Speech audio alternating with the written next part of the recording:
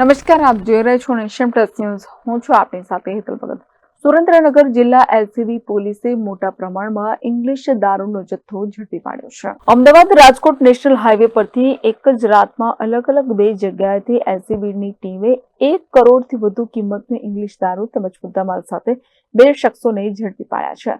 Ahmedabad Rajkot highway પર અલગ અલગ બ્રાન્ડની ઇંગ્લિશ દારૂની બોટલો નંગ 11,544 કિંમત ₹66.10 લાખ, મોબાઈલ અને ટ્રક કિંમત ₹10 લાખ સહિત કુલ 76.12 લાખના મુદ્દામાલ સાથે ટ્રક ચાલક કમલેશ કુમાર સદારામ બિસ્નોય રહેઠાણ રાજસ્થાન વાળાને ઝડપી પાડી નાની મોલડી પોલીસ મથકે ગુનો નોંધી કાયદેસરની કાર્યવાહી હાથ ધરવામાં આવી છે.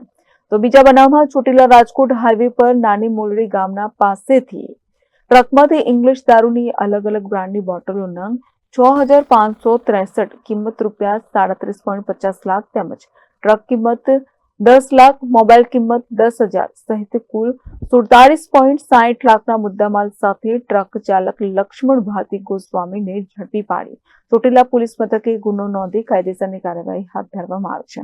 જ્યારે સ્થાનિક પોલીસને અંધારામાં રાખી એલસીબીની ટીમ દ્વારા મોટા પ્રમાણમાં ઇંગ્લિશ દારૂ ઝડપી પાડતા સ્થાનિક પોલીસની કામગીરી સામે પણ અનેક સવાલો ઉઠ્યા છે.